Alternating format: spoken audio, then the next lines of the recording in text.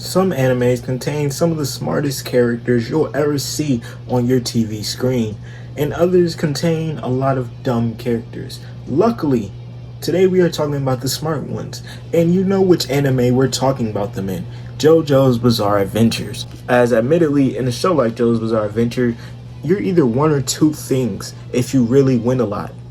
Strong as fuck, or strategic as fuck. Or you're both, which that's always a deadly combination. Also, before we get into it, I had to give a shout out to this comment where it said, when are we getting the smartest JoJo characters? You're getting it right now as you see this video. But up first, why not start with one of the smartest characters in the entire series, and someone who's shown up in a very good amount of series I've done on this channel before, Dio Brando. When talking about how smart Dio was, I need you to remember one thing. Throughout the series, he made 3 separate plans. Mind you, I'm only talking about main world Dio, original universe Dio.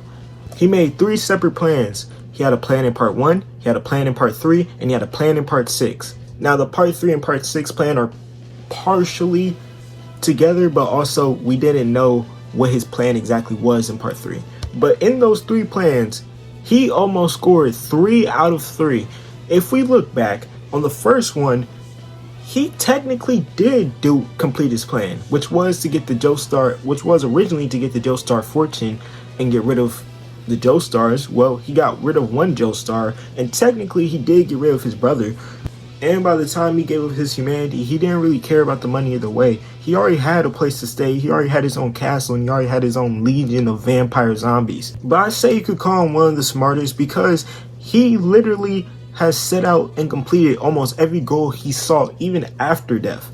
He had enough contingency plans in place that it would mess up so many events that it would cause events like part 4 and technically part 5 and technically part 6. And even though Dio himself didn't necessarily cause part 4, you can look back at part 4 and think, well, if Dio's not around, Josuke never has a stand, Okuyasu's father never gets sick, his effect was long lasting, and his IQ was high enough to the point where he was ahead of almost everyone he was facing at almost every point, except the literal last moment. This motherfucker don't miss. No, he's fucking good. That motherfucker don't miss, man. He's good. Like with Jotaro, for example, he could have been finished off Jotaro. He had Jotaro low-key covered in a lot of bases, even as the fight raged on. Once he got his second power-up, and he thought he had Jotaro trapped in Time Stop, he could have then easily tried to finish him.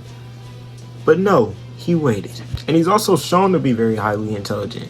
He literally spends his entire day reading up on literature and different literatures. He spends his entire nights just learning and studying how he can make his body better. And he conceptualized a plan that would literally change the entire course of the universe.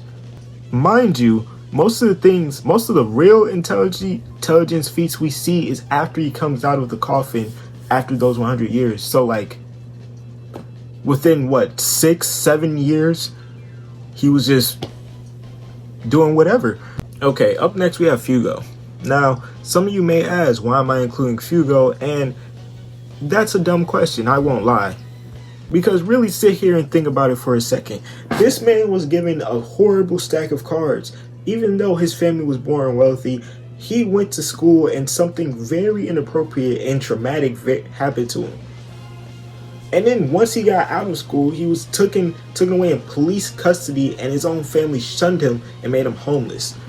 Mind you, this is the same guy who entered college at 13 and had an IQ of 152. We're dealing with a borderline genius here, someone who's very, very smart, but even by societal standards. And even then, he was still shunned by society. But one of the smartest things we see him do on screen that somewhat goes unnoticed, even though it somewhat doesn't, is the fact that he doesn't even really pull out Purple Haze that much. If you notice, when he's with him, even if he's not using Purple Haze to attack, he won't even pull out Purple Haze when they're about to get attacked. And the reason I find that interesting is because even though it's literally stated he rarely uses his stand, he still goes on missions, does all that with his stand, but he rarely uses it. That's because he's smart enough to know when to get out of the mission. I truly and fully do believe if we ever did get like a Fugo like backstory or even a Passion, I think there might be a Passion spinoff backstory, like where they have it right before they meet Jordan or whatever. But we get that, it would clear up a lot of things and a lot of misconceptions about Fugo, because people don't understand his stand is detrimental to himself. His stand is literally a play on his own life and his anger and his rage. It's detrimental to himself, which is why one of the smartest things he did during the series was rarely use his own stand. Even though there were so many situations where it felt like it called for it, it felt like he was probably sitting there angry enough, he didn't even really use it.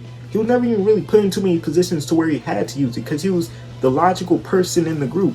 He was the one who would tell them, hey, this is a horrible idea, we should not do this.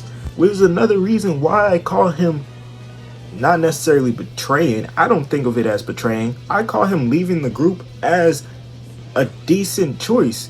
He, logically, that was probably his best choice. He didn't know about the Rolling Stone and the fact that even if he went, fate wouldn't allow him to probably die in that situation. He didn't know that.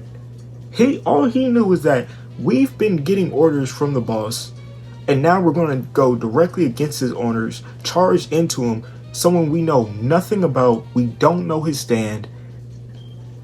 What are we going to do against him? And he has all of our information. He's been scouting us because we're on his team. What are we going to do against him? To end this video off, let's talk about a character who goes really underrated in his intelligence, Speedwagon.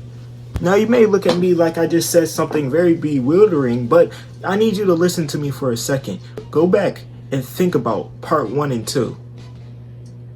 Who was the biggest ally of both of those characters, both of the Joestars, that didn't have any powers whatsoever? Speedwagon's the same guy who, before Dio even said anything really, he told Jonathan, I don't have a good feeling about this guy. Your brother is lying. He's lying. There's something wrong with him. We got to do something. And then when Dio was charging Jonathan, and Jonathan had the gun in his hand and he was too afraid to let it go, Speedwagon let it go for him, sending Dio out the window.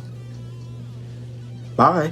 Like, the thing with Speedwagon was he was very smart. He was a very smart person in the slums, and he just had a natural knack for shit. That's why when he faced Jonathan, he just realized, yeah, this man he's outclassing me. He could have got me. All y'all need to stand down. He could have got me. And even think about the 50 years in between part 1 and part 2. During those 50 years, he becomes one of the most successful and wealthy businessmen in America. Globally, he's wealthy and known. And by the time part 2 came, he was literally still a researcher. He was researching about the Pillarmen, and he was uncovering secrets that the public didn't even know about. The Germans had to get him. Granted, they only got him because his body was tossed in a river, but they got him. Like, he was making moves that we didn't even necessarily see on screen, but his intelligence was shown whenever he would logistically make a plan, or even logistically talk to either one of the JoJos. Like, even in part 2, he was dropping wisdom on that man, Joseph. But that's really all I got for y'all today. If y'all enjoyed the video, make sure to like, comment, subscribe. We're on the road to 5K, so anything helps. And until next time, peace.